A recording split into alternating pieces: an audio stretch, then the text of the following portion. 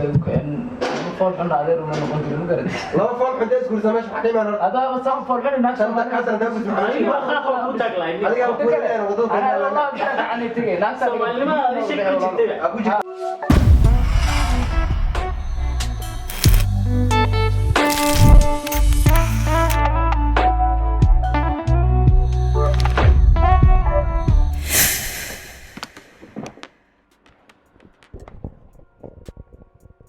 maanta soo dhawaada xataa ma jirto waa horaan ka gelaya waa xanaaqsanahay runtii waxaa iga xanaajiyay clip aan daawaday oo soo saareen dhalinyaradan dhisma dhaanto jeclahay inaan rabaa maanta waxaan rabaa inaan kaga oysiiyo baraankii online aan iskuma ogo waxay is ogi malaan haddaan wada bixinaa wakaa sawa mimi nasema nakupenda wewe I love you you said me you also say back I love you too yes then I said I want to marry you yes we love each other that's the thing we're gonna do okay so angalia camera don't laugh okay let's go oo runtii aad iyo aad shucuurteeda taabtay ama kiciyey maxaa markii shaqaale meesha ha أبوي شغال ما نقدر. إلى كان مسخوش جيلنا وعنا دي فساد قولي وحي هذا. والفضل الله والله شغاله فتك لفريزين يعني بكبر يا برايب clipka saa arkayseen ba intii reed aan ku hormariyey waxay ahayd bahdilaada Soomaalidu ay bahdilayso dadka kale ee markaa la midabka ah ama la ah Afrikaanka meelan ka bilaabo wallahi ma garanayo haday dhalinyaradan sameyn lahayn film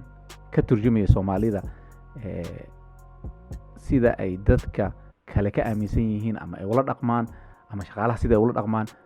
runtii waan ku faarxi lahaa filimkaas waxaan ilaa waa film baraarujina oo sidii looga bartay oo kale ah laakiin prank uu ka duwan yahay prank waxa weeyaan dadka meesha joogo oo dhan ma oga waxa weey marka shucuurtooda ka hadlayaan waxa soo baxaya the real side marka adii prank lagu sameeyo waxa la soo saaraya shaygan sa uga falcelin lahayd oo ruruna waxay soo saareen wajigooda runta ah iyagoo ka turjumay dad Soomaali ah sida oo la dhaqmi lahaayeen shaqaalaha kow iyo sida ay u nacab yihiin ama ay sarraaliga uga ahayn dadka madow runtii waa wax aad iyo aad looga naxo in dadka Soomaalidu cunsuriyada tahay wax ku aasan ama ku jiro oo ay tahay waxyaabaha aynu anagu qabiil ahaan isku yasno anagoon waxba isdheereen marka waa wax nagu duugan runtii soona baxa marka ay sidaan oo kale ay timaado ama marka ay runta timaado kor u soo baxo oo marka nalaga arko shucuurteena in ay nahay dad cunsuriyiina waxaa ka sii daran in ay faafiyeen videogan oo marka ka turjumay Soomaalida dhan waa sida runtii aad baan uga xumaaday aad iyo aad baan uga xumaaday waxaan jeclaan lahaa inay ka bixiyaan kanaalkooda ama channelkooda ay ka bixiyaan videogan لأنها waa mid dhaawac u geysan kara ummadda Soomaaliyeed meel kasta ay joogto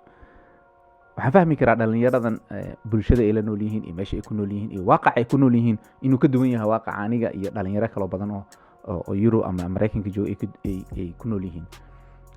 waaqac aynu joogno waxa ogaanaysa okyaalihii waxa iska bixinaysa ah Soomaalidu waa Carab ayaa iska bixinaysa waxaana gashanaysa okyaalo rasmi ah markaad aragtid adiga in lagu yaqaan inaad tahay nin Afrikaan ah aad ka duwaneen Afrikaanka kale wax badan oo markaana lagu cunsuriyay waliba midabkaaga iyo diintaada iyo dalka ka timid iyo Afrikada ka timid markaas ay xanuunkeeda ogaan lahayd runtii aad baan uga xumaaday si waxa ay sameeyeen waxaan jeclaan lahaa oo mar labaad aan ugu celinaya codsi in ay ka saaraan si aysan dhaawac noo soo geysan oo loo turjumin videogan English ama laga dhigin Swahili dhaawacaasna ma aha mid ayagu kaliya ku kooban wuxuu noqonayaa mid caam ah لأنها واحد جوجا ماشي إنتاس أو قف أو صومالي أو منا منك كلا أوسن كدوانين رأي جيسة أو بالإسكورة وذا الرأي كان قاتي جوان ما تقاناي هل جوان هذا الكي وحنف لها أما أولها حناق وكجري يا ما يسنهين معنيه مد أن ربو أما أن كل دودي وايو دلني رضو أن كحيرنا هاي وحياة بدن أو في عن أي أسس صار بالشدة صوماليات يجو كترجمة مربع dhaqanka xun iyo wixii lagu bedeli lahaa taas inay ku sii socdaan ayaa rajeynaya kana ay markaa aysan ku noqonin boog ay markaa ka saaraan runtii haddii dib u fiirsadaan oo ka fikiraan waxay lahaayeen ama waxaa laga yaabaa si inay u rabeen si kala noqotay marka bal dib isugu noqda dad badan oo reaction ka sameeyeen waan arkay hoos ku qoray commentatorka oo yiri wax fiican miin la sameyn haddaba waxaan filayaa in aan message-kayga ama dambaalkayga ama baraarujintayda ay nisoo gaarto hadday nisoo gaartona aad markaa wixii ku waajahan aad ka samaysaan